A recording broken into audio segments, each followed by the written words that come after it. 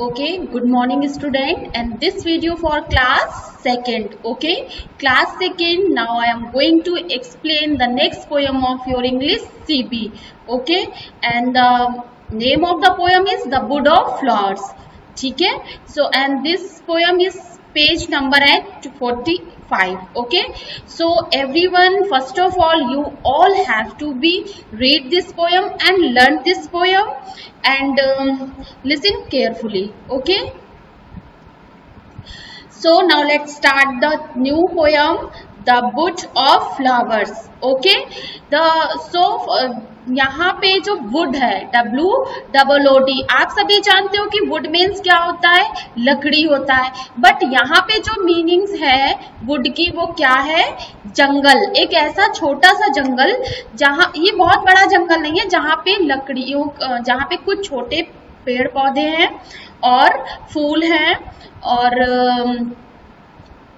बहुत तरीके के छोटे छोटे पौधे भी हैं. ठीक है, तो यहाँ पे वुड का मीन्स है a little forest. There are many lots of flowers, trees, plants and grass. Okay, so the title of the poem is the wood of flowers and the poet of this poem, मतलब जिन्होंने ये poem लिखी वो कौन है, James Stephens. So now let's start the poem and everyone be with your book and listen carefully. I went to the wood of flowers. No one was with me. Means ये जो writer है, poet है, वो बता रहे हैं कि मैं कहाँ गया, फूलों के एक छोटे से उसमें फॉरेस्ट में गया. बहुत बड़ा फॉरेस्ट नहीं है, छोटा सा है वुड ऑफ फ्लावर्स, जहाँ पे मैं अकेले ही गया, वहां पे कोई भी मेरे साथ नहीं गया, मैं अकेले गया. So writer says I went to the wood of flowers. Okay, and next line, I was there alone for hours. Means यहाँ पे hours means है घंटों तक. Means वो बता रहे हैं कि मैं वहां पे घंटों तक अकेले ही था. कौन, पोएट. ठीक है, सो पोएट बता रहे हैं, या फिर इस बच्चे को भी आप देख सकते हो कि मैं वहां पे गया और वहां पे घंटों तक अकेले रहा. नेक्स्ट है in the wood of flower, I was happy as could be in the wood of flowers. मतलब अब वो बता रहे कि मैं जब वहां गया अकेले ही था, लेकिन मैं वहां पे बहुत खुश था. अब क्यों खुश थे, so let's see in the next line. There was grass on the ground. Means अब वो बता रहे हैं अपनी खुशी कि वहां पे जाने पे मुझे किस बात की खुशी हुई, क्योंकि मुझे वो जो प्लेस था वो इतना पसंद क्यों आ रहा था, वहां क्यों मुझे इतने मजे आ रहे थे, क्योंकि there was grass on the ground, क्योंकि वहां पे ग्राउंड पे बहुत हरी हरी सी घास थी. There were birds on the tree. और वहां पे क्या थी कि बर्ड्स मीन्स क्या होता है, BUD, birds. Buds means a little part of the tree, okay, which when it grow up like a flower or leaf. मतलब जो ट्री का एक पार्ट होता है, या फिर तो जब वो बड़ा होता है या तो वो कली बनता है या फिर पत्ती बनता है, और वो कली खिल के फूल बनती है. और वहां पे उन्होंने क्या देखा, वो बता रहे हैं कि there were birds on the tree. Means वहां पे ट्री पे बर्ड्स थी, इसलिए मुझे खुशी मिली. And the wind had a sound. Okay, और क्या बता रहे हैं, और जो हवा थी उसका साउंड ऑफ सच गेटी. उसका साउंड मुझे, गेटी मीन्स होता है बहुत, मतलब फन, मतलब बहुत सारी, बहुत अच्छी खुशी या फिर बहुत सारा फन. ठीक है, एक अलग तरह की खुशी. तो राइटर बता रहे हैं कि वहां की जो हवा की साउंड था, हवा की जो आवाज थी, वो मुझे एक अलग ही तरह की खुशी दे रही थी. मीन्स यहाँ पे उन्होंने बताया कि I was as could be in the wood of flowers. There was grass on the ground.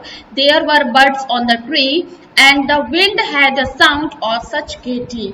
Means मैं वहां इतना ज्यादा खुश था क्योंकि वहां पे तरह तरह की पेड़ थे, घास थी और कलियां भी थी. और क्या था कि वहां की जो हवा चल रही थी, उस फॉरेस्ट की जो हवा चल रही थी, वो मेरे कानों को बहुत अच्छी, मुझे बहुत अच्छी लग रही थी, जो मुझे एक दूसरी तरह की खुशी दे रही थी. ठीक है, नेक्स्ट है that I was as happy could be in the wood of flowers.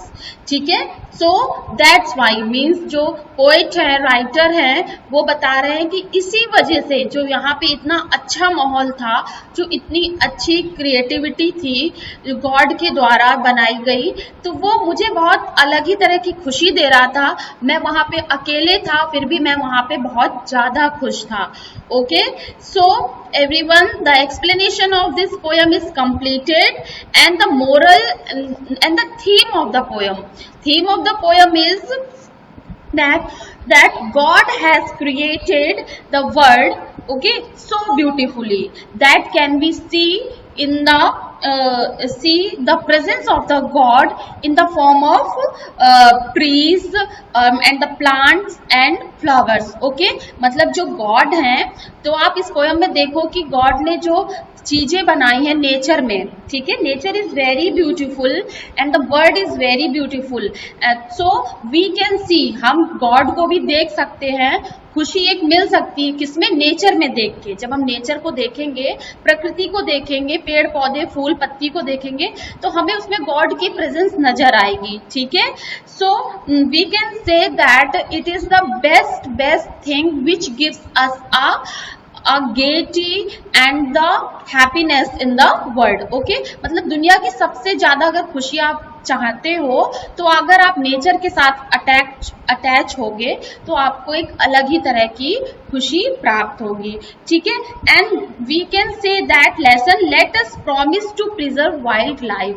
और एक चीज और भी है, अगर हम देखेंगे कि इसमें हमें खुशी मिलने के साथ साथ दूसरी चीज ये भी है कि हमें एक प्रॉमिस भी खुद से करना चाहिए कि जो भी प्लांट्स हैं और फॉरेस्ट है या वाइल्ड लाइफ है, लोगों जो एनिमल्स की, उसे सेफ रखना है, बिल्कुल भी उन्हें हमें हार्म नहीं पहुंचाना है.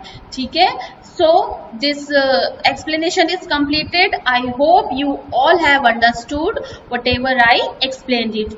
Okay, so everyone learn this poem, read this poem, and if you have any problem to related this explanation, so you can ask me on WhatsApp group. Okay, now thank you.